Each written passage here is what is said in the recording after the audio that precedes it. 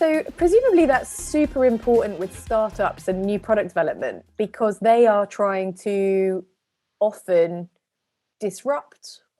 So presumably that's where you absolutely have to avoid the do you like it, because people will be like, hell no, it's totally completely new. Yeah, but it's absolutely, it's really important with startups. It's a difficult one with startups, of course, because if you don't ask them do you like it, you might end up making something that's totally irrelevant to them in the first place. But Yeah.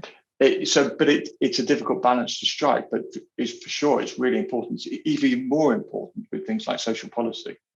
So for example, if you're sharing like thinking of recycling or what we're going through at the moment with climate change or any kind of social policy, actually what people respond to in research, what people like in research, is going to be easiest for them to reject or ignore in the real world.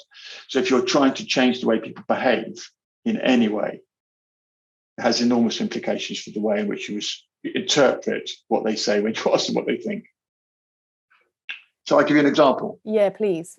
So I've done a lot of work around recycling, sustainability. I mean, lots of social issues. I've been fortunate.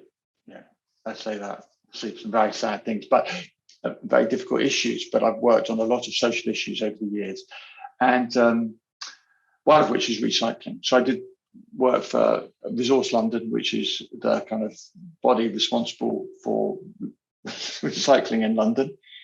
And recycling in London is very complicated. It's more complicated than anywhere else in the country, actually, because you have a number of different boroughs and you can live on one side of the street and have one set of recycling rules and another side of the street and a different set of recycling rules, depending on which dump. Anyways, go on, it's a minefield. And there's a particular problem with young people and recycling in that recycling rates are inextricably linked with home ownership. So if you have a nice home and a nice kitchen and you have 1-2 bins and you can recycle and you take your bins out and you know what's going on, actually people tend to recycle. But if you live in a rental accommodation and you're moving home every year and you live in a flat which doesn't, it's a nightmare. Anyway, so how do you get young people to recycle? Now, if you go and talk to young people about recycling, most of them will be great advocates. Yeah, it's most people will say they want to recycle, and most people will say they do recycle. But if you actually look at what they do, actually they don't recycle. Yeah, it's quite complicated most of the time, and even if they do recycle, it's usually wrong. So we put things that are dirty in the recycling it shouldn't be, which means that 90% of the recycling is actually waste of time.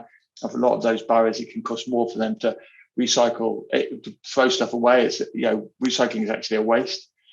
So it's very, very complicated. So I'll give you an example. I talked to 2 people. I talked to this lovely young couple who were, I went to their home. It was a rented flat. They had a young baby, a young child that was about 4 years old. They were in their late 20s. Absolutely delightful. He was a deputy manager of a big, not a department store, big hardware store. He had something like 100 people work for him. She was an ex-Olympic gymnast. You could not have met the nicest, most dedicated recycling. They had a 4-year-old son who was slightly autistic, who they used recycling as a mechanism to help educate their son and get him kind of engaged.